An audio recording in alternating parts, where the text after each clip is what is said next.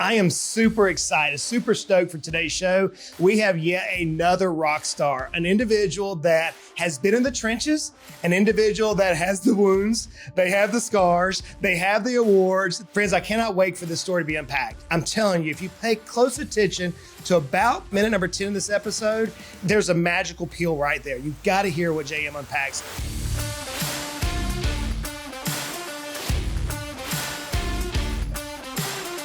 JM Ryerson, welcome to the show, man. Justin, thanks for having me, brother. Great to be on with you. And just, you have a very authentic, amazing, demeanor that is just very appealing, brother. So thank you for having me, man. It's awesome to be with you. Thanks for coming, man. We're going to have fun. We're just going to have a conversation. Two country boys. One country boy, one portion down in Boca Raton right now, which is, some people might say it's a little bit outside the country in Florida. It's a beautiful place, though. I'm from Montana originally, brother. So you throw me in country and I'm pretty comfortable there. Boca would be the outlier for me. So we're clear and as flat as can be, brother, which that's just so strange for me being a mountain boy. So anyway, yes, two country boys going. What part of Montana are you from? I grew up in Great Falls, graduated from Missoula. So if anybody's spending time out there, it's just my favorite place in the world. And there will be a day once my kids graduate high school, I will at least be back there 6 months a year. But until then, I've kind of been cruising around California, Florida, but Montana's always been home.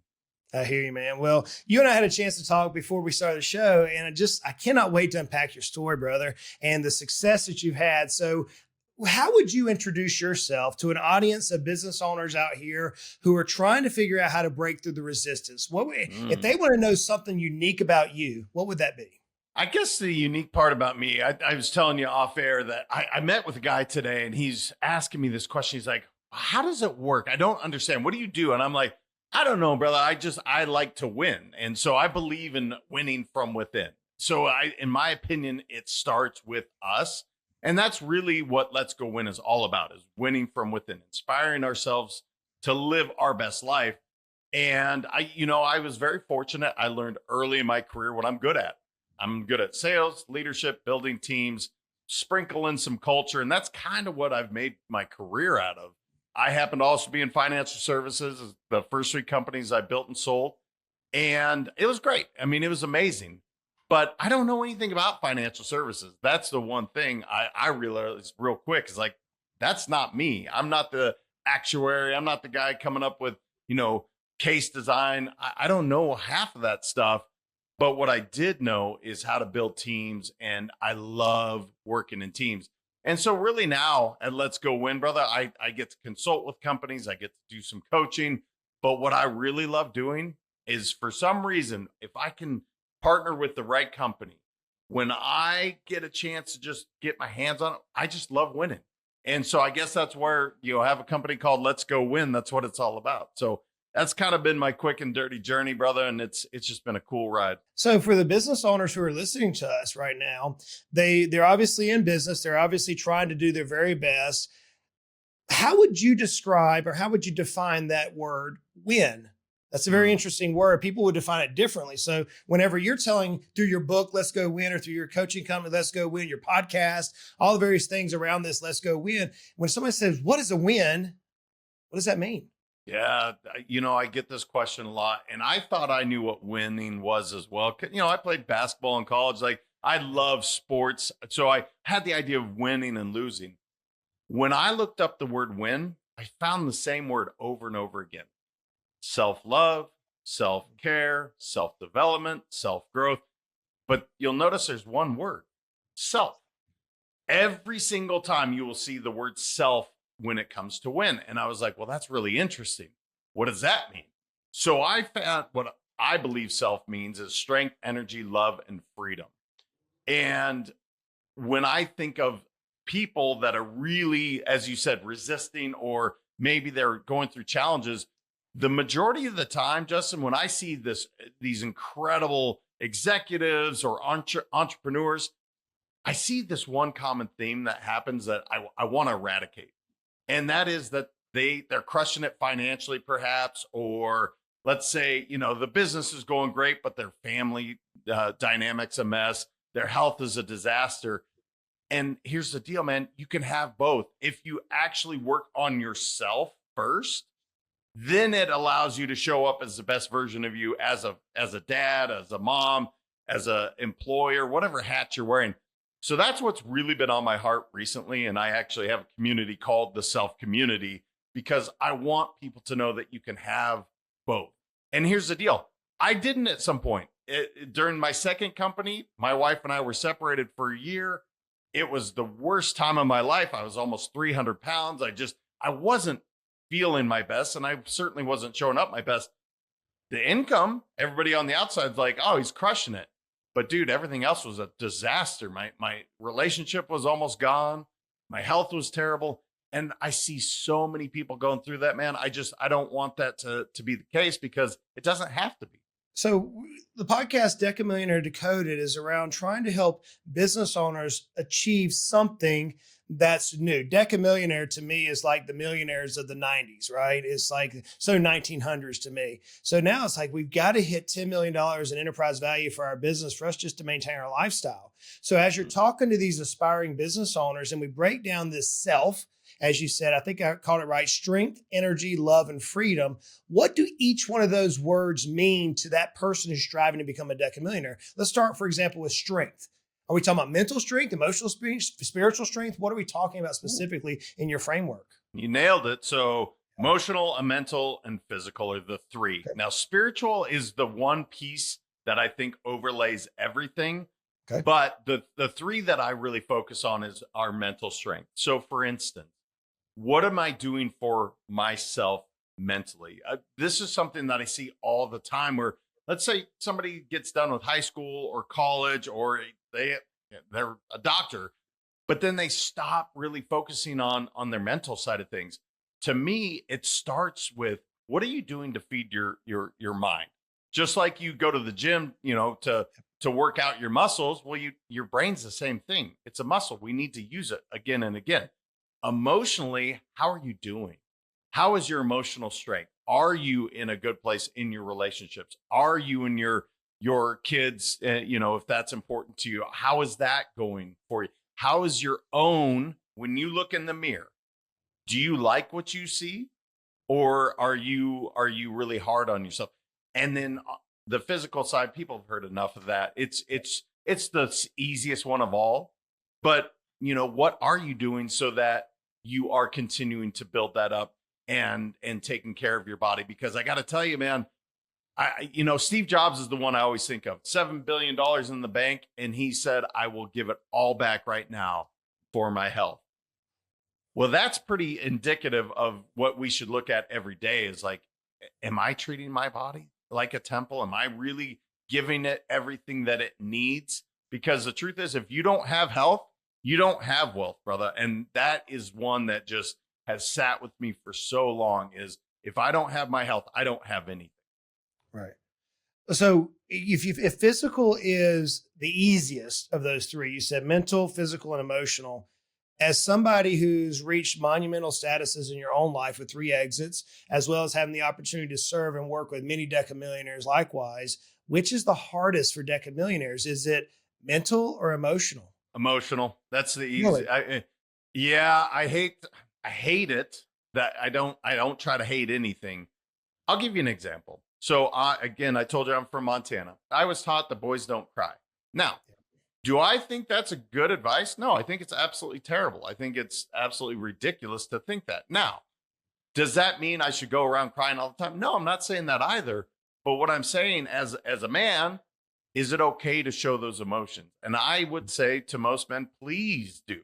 Because what I learned, brother, was let me take all that emotion. Let me just stuff it way down. I'm just going to keep bearing it down. Well, what happens? Eventually, it's going to blow in this volcanic eruption of chaos and nothing good's going to come from it.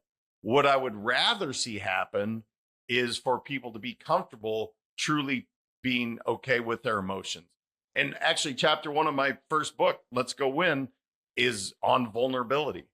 It's the most profound thing I learned in leadership is that when I'm truly vulnerable, that's when people will really get behind you. That's when people will really buy in. But for a lot of leaders or high performers, No, man, I'm going to keep that stuff. I don't want anybody to know. I'm going to keep it all to myself. And the problem is that wears on you after a while, and it doesn't allow you to really live this beautiful, fulfilled life that's available to us. So, yeah, man, the emotional side of things can be tricky for people for sure. So as I'm looking at your frameworks, self, the first one is strength, and you unpacked mental, physical, and emotional. How does strength, those three subcomponents, actually dive into energy? The second, for a second point in your framework. Yeah. So, what are you doing for your energy from a mental, emotional, and physical standpoint? What fills your bucket? And I ask this question all the time. So, I just gave an example for myself as a man. I'll give an example for females. I ask this question almost every female client I work with. What did you do for yourself this morning? And here's the answers I get: house, kid, email, husband, car, job. I mean, the list goes on and on. I said, no, let's stop for just a second. What did you do for yourself? That's so good. And it's like, oh, well, the maternal instinct is I need to take care of everyone else first. That's my duty and my role. The problem with that, brother, is there's a real shelf life to that. Yep. That if you continue to pour into everybody else, you're pouring from an empty cup. It doesn't work. And so when it comes to the energy side of things, what are you doing for yourself mentally, emotionally, and physically to show up as the best version of you? And most of the time, again, I'll speak for the females, they've never even considered it because they're so outward focused on their kids and their spouse and everything else around them. And so it's just one of those things that I want people to stop for a second and say, what am I doing for my energy? Because you can't pour from an empty cup. And oftentimes, both male and female, they run so hard, they forget to pour back into themselves. JM, I got to tell you, that question you just asked is so good. I can remember my coach as we were scaling our company, the last company in this flurry that we started and sold. My coach looked at me and my wife. We were in a private session together, and he asked us the very exact same question. I remember the exact moment he looked at my wife, Emily, and he said, okay, I know that you serve your husband. I know you're homeschooling these kids, these 3 kids. What do you do for yourself? And she's like, and then I need to do something. And she ended up falling in love with chickens. I don't know why, JM. We have chickens everywhere. We've had up to 100 chickens at one time. But what she does is kind of crazy. I call her the crazy chicken lady, but she literally walks out every morning. She takes the scraps from the meals the night before, walks out to her chickens. And I think it's her prayer time. I think it's her time whenever she just is herself. She sits out there and she talks to these crazy chickens for about an hour or so, enjoys the sunshine. If it's raining outside, she gets in the chicken coop and she plays around and she collects her eggs, and she does her egg ministry where she takes these eggs and gives them to a bunch of homeless people, or we have some elders in our church that are now widowed. We have some World War II veterans that she hands these eggs to on a weekly basis. And her self-love is harvesting these eggs, loving our chickens, and then taking and giving to others. But whenever our coach said that, to me, the man in me did like probably most of us men, like, what? Come on. But whenever she grasped it, it changed my life. So I think what you just said, I've not had a guest on the episode thus far hammered that point, which changed my family's life more than the others. So I want to tell you, thank you so much for being authentic around that. Well, and thank you for recognizing that. And to your therapist or whomever you were working with at the time, it's such an important question. And my wife was the same way. My wife couldn't stay home. She could, but she wasn't getting filled, right? She wasn't getting that. And the moment she realized it wasn't chickens for her, right? For Lisa, it was her nonprofit that she does or building business. But that was what really filled her up. And I think so often we forget to ask ourselves, does that fill me up? And I just think it's so important that as spouses that we have those open conversations and dialogue with one another. Like, if you love golfing, great, go golf. You know why? Because you're going to be a better husband and father when you do that. Or like my wife just went to a luau last night. She got filled being with her girlfriends. She comes home and she's just you can see the energy. And I think so often we forget that as we get into these families that, oh, wait a minute, I need to take care of me too. Well, I'm intrigued to hear this next answer because you put love in self. You're talking about strength, energy, and then love. And as a rough and tough country boy who's literally wrestled alligators and likes to run around barefoot, man, that's not a word that we often say. And then as the battle-worn business owners who are striving to become deca millionaires so that we can care for our families at the same level as we currently are providing for them, love is not a word that just trickles off our tongue so easily. So whenever you use the word love, I can't wait to hear how you're going to frame this and how someone like me and you need to employ love into our lives a little bit more. What do you mean by love? Yeah, brother. So to that country boy that wrestled the alligators and did all that, look, you were going to win in business no matter what because of sheer grit and determination, right? I've known you 5 minutes and I could tell that, like, okay, I know why this guy, A, he's got a dynamic personality. B, he just doesn't know what else to do but to go win. Now, the part that I want, some people can do that and the burnout thing happens, or they end up all alone being a decamillionaire, a billionaire, and they end up all alone. And what's it all worth? I can't tell you how many people I've met that they sacrificed everything so the bank account's flush, but they don't have that own love for themselves. They're not surrounded with the family members that they want to be. I watched my own business partner in my first 3 companies. He went through 3 divorces. Now, that was his path. And again, divorce happens, but it was really painful to watch this happen again and again and again, knowing that this is an amazing man. But what was really happening is he didn't take care of the love for himself first. So he didn't know how to give it. And so, brother, here's the thing. Some people can figure it out that I'm not even going to say the word love. I'm just going to grind and grind and grind. But the truth is, if I was around you with those 3 kids that you mentioned or your wife, I can see your heart already come through, man. You already mentioned them on the show. That's what I mean. Are you giving yourself that mental love, that emotional love, that physical love to yourself so that you can show up as the best Justin? And I already know the answer for you. But I got to tell you, brother, there's a lot of other people out there that they're just grinding and they're hitting it.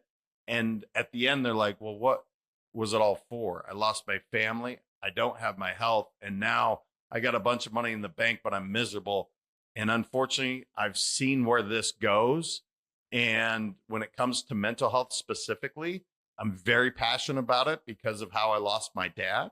It's something that I absolutely want people to stop and think, are you giving yourself that mental love? Are you giving yourself that physical love and attention? Are you giving yourself that energetic love because you deserve it? You're worthy of it. So that's what I mean by that. And I hope that resonates for you and the audience.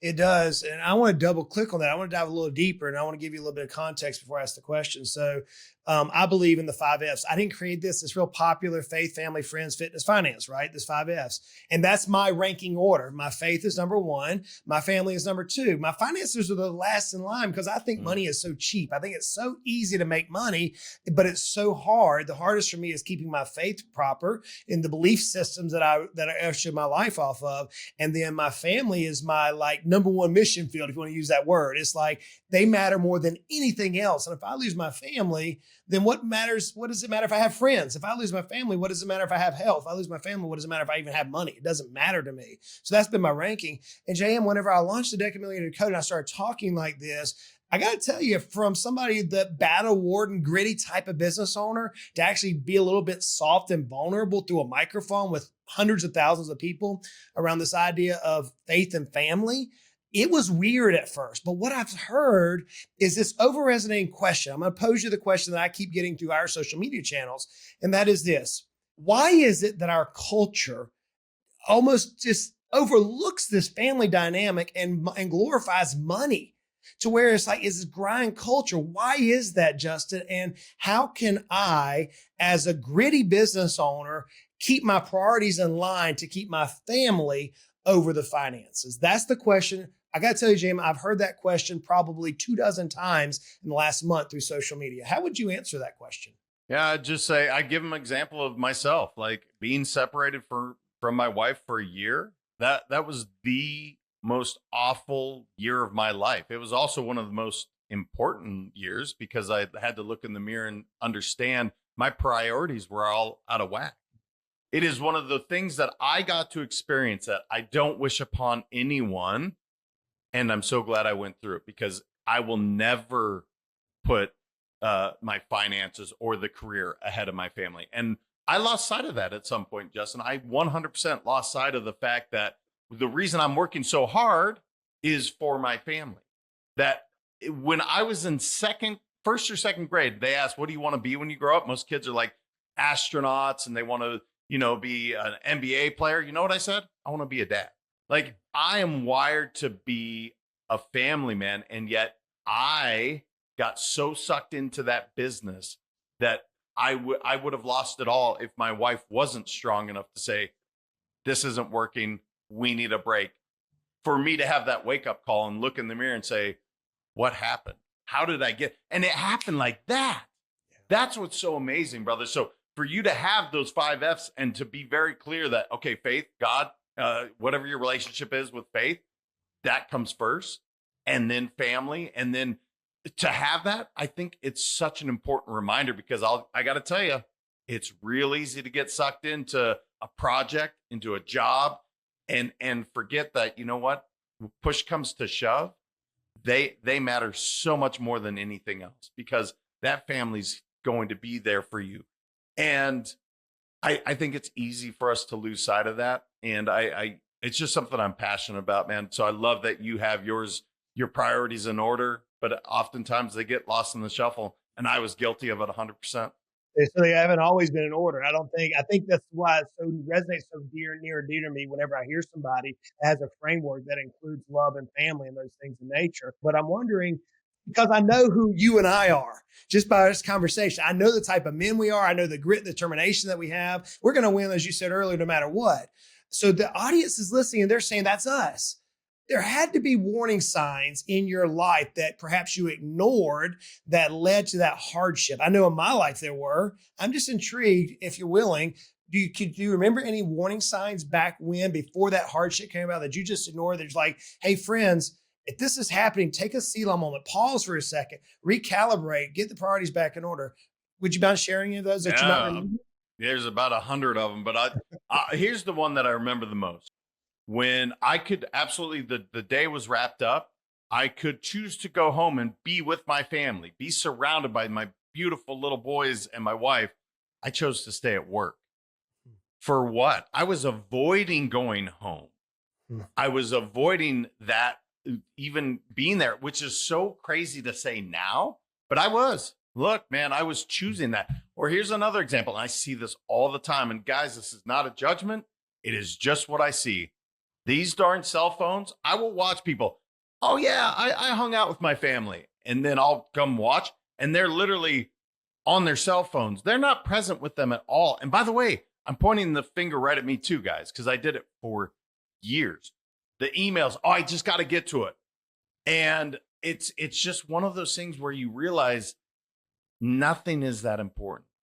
Our family wants our presence. They don't want our presence. Like, they don't want us to give gifts. They want us to be there.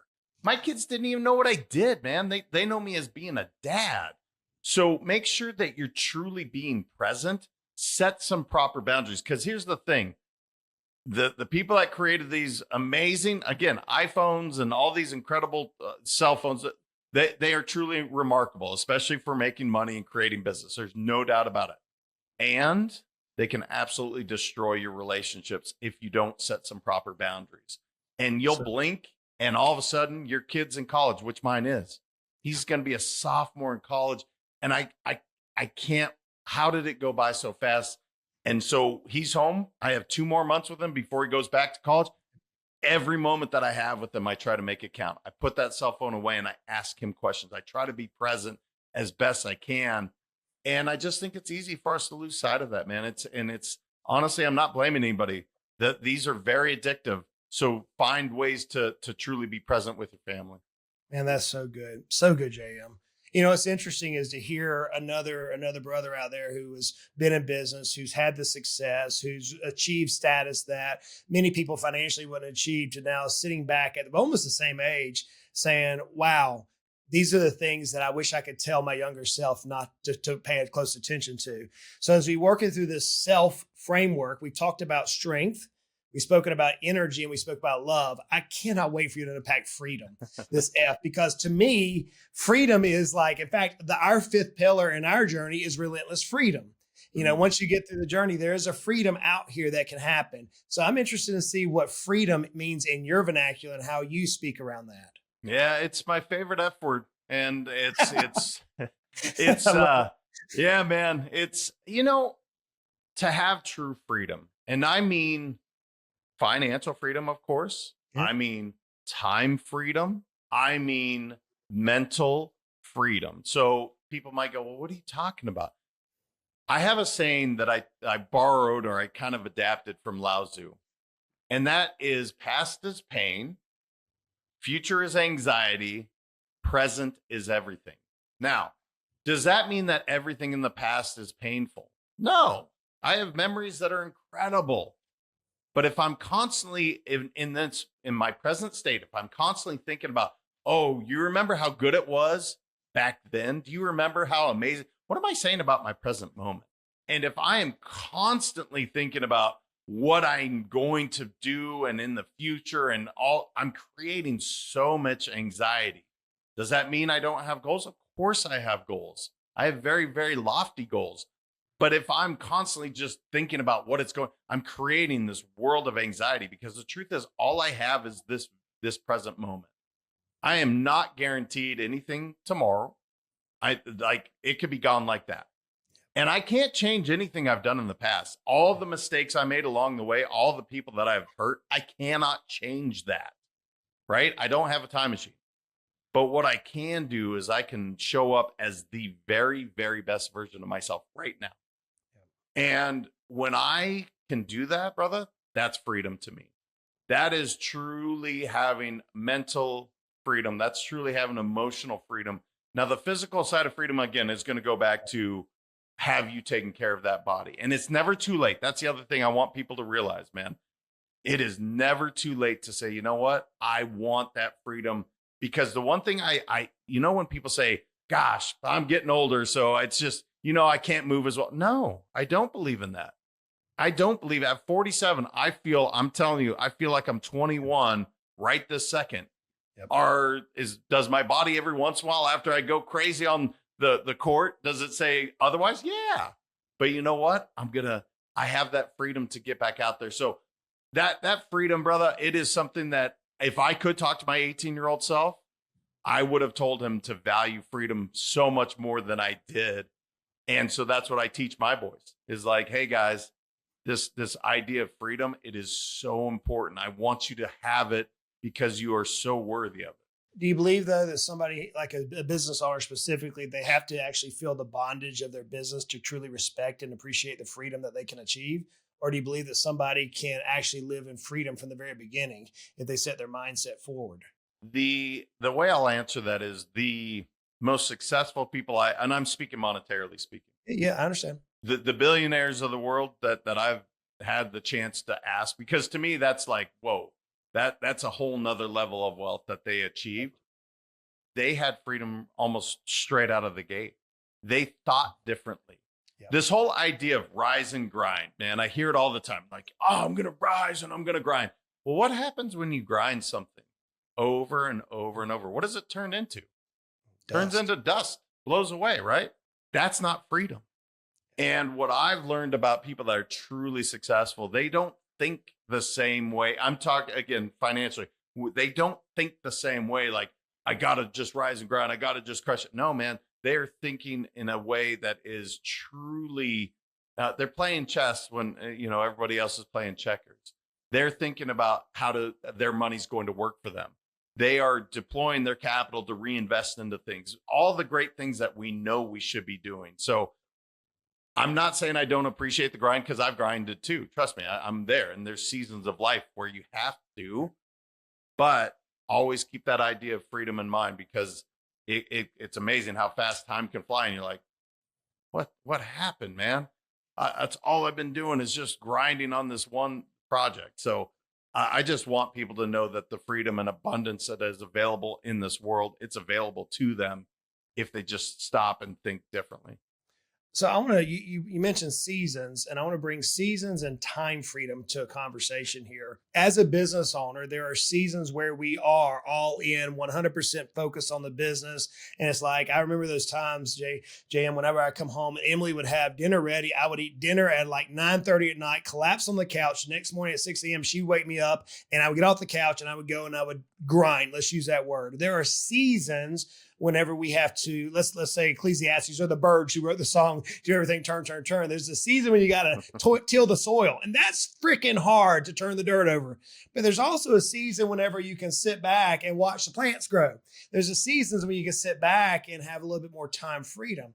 So I'm curious, as I lay that picture out there for everybody to understand where my mind's at, where do you see for business owners that this true time freedom truly unlocks? And my mind's actually thinking around this idea around leaderships and culture and building teams, one of your specialties that I see as that as a gateway into unlocking time freedom. Am I wrong on that? Or how would you answer my phraseology here? Brother, I think you nailed it. So one of the best things a business owner can do, step away from the business and see how it does. Now, if your business grows while you're away, to me, you're one of the greatest leaders there is. If your business grows or stays the same, that you're a good leader. If your business goes down, you're actually a bad leader. And people probably don't want to hear that. They're like, well, no, it's because if I'm there, yeah, I get it. If you're there, the business is doing well. That's not truly building a business of freedom. That business is built upon you, and anybody that's trying to exit a company, you know that's not going to go well. If your business depends on you being there, that's not really a business. That's a job. Yeah. So there are seasons to answer your original question. Yes. And here's coming from somebody that loves to work, brother. I don't know that I will ever retire. My wife has asked me that many times. I'm like, that sounds awful. I mean, and I love golf. I love to fish. I love, I love being travel, but I also love building things, man. Yeah. I love creating things. So I think there are seasons. And one of the things that I definitely have to be aware of is where are you at, and communicate that with my spouse, right? Like, hey, Lise, right now, the business just needs more of my time. And I tell my kids too, like, right now, I got to put in this extra time, but I'm also going to make it up with you on here's what that looks like. Right. And I learned that because I did it so poorly early in my life where they were finally like, yeah, man, this isn't working. Like, I'm out. Well, now I can communicate like, hey, I just need to put in this extra time to make up for that. Let's plan this getaway. Let's plan this time for us to be together. So I think it's just recognizing those seasons and just being okay with the fact that there are times that I need to put in the extra work, but I also need to make sure that I'm communicating that with my most important team. So, JM, we've talked about your passion for Let's Go Win. We defined what win is. We drove down to your framework of self, which includes strength and energy and love and freedom. And we have business owners who are shaking their heads, probably like I am right now. They're being encouraged. We've had a couple of little jabs here. It's like, ooh, I had one of those already. But I want to ask you a very somber question, and I want to frame it this way. You mentioned your son, I think you said, is playing tennis and is going to come up here to UT Chattanooga here soon. My oldest daughter, my oldest daughter is she's a sophomore, junior in college as well. And I'm watching them go through life, and your sons have seen you in business. Your spouse has seen you in business. My kids have seen me in business. And we bring it all down to this point now that we've had decades behind us of business ownership. We've had some monumental advances, some wins. The world from the outside might look financially and say, man, you guys have arrived. Why aren't you sitting back?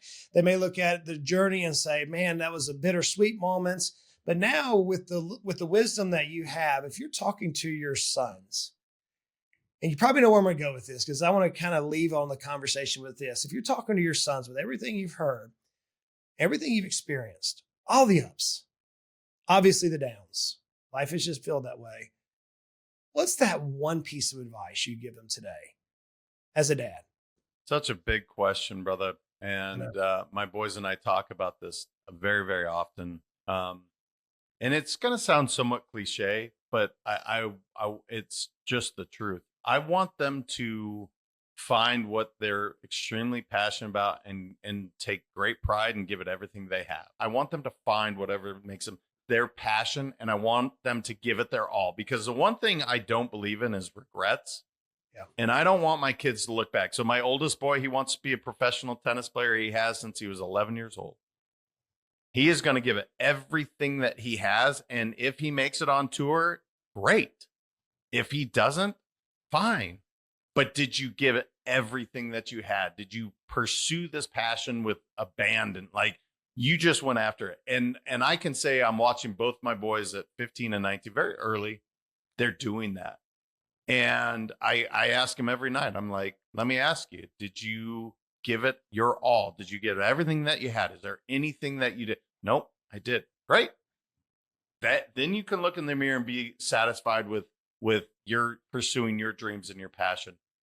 I wish I had known that a little bit more growing up. I wish that I was more clear on pursuing that passion.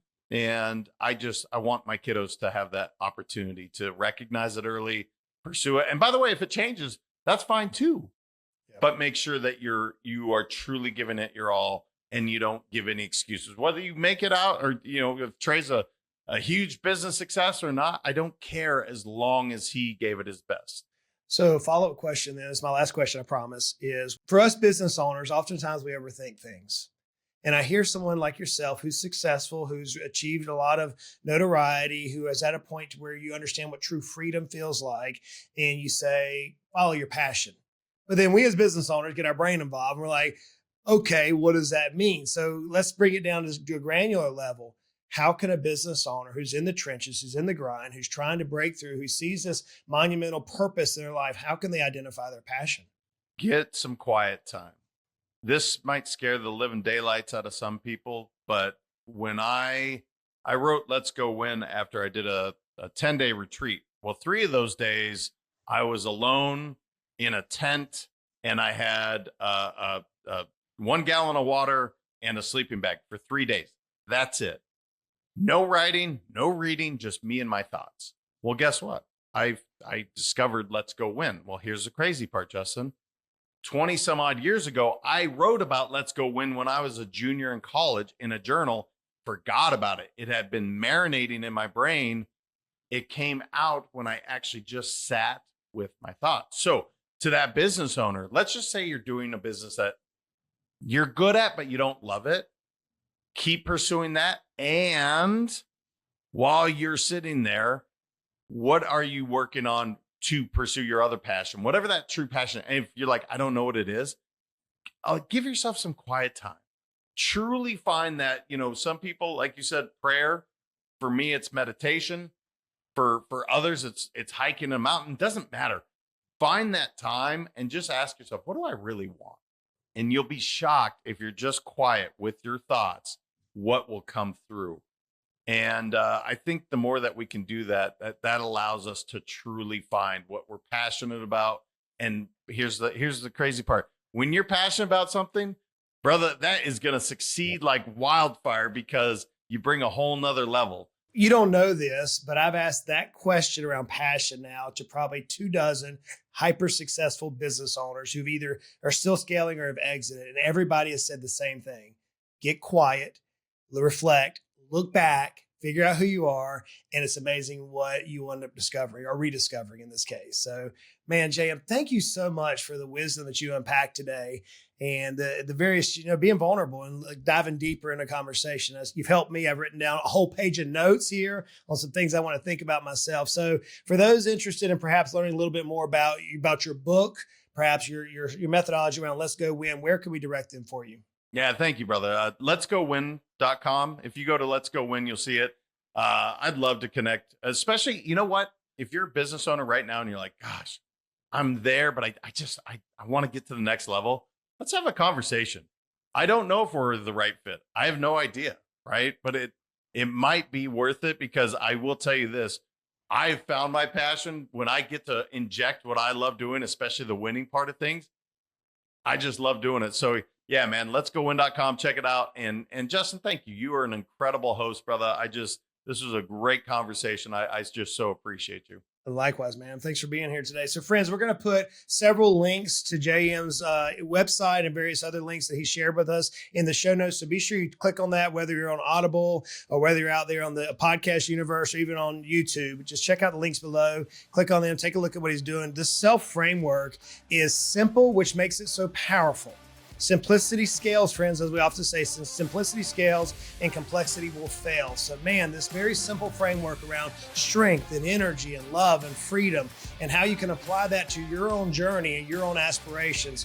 Friends, like I say every week, life is hard. It is. Life is hard, but man, life is good. We are so blessed. We're blessed beyond measure. But that vision, that purpose, that desire that you have in your life, you can achieve it. You can achieve it. It's within your grasp. All you have to do is drive forward. We'll talk to you next week. Till then, stay safe.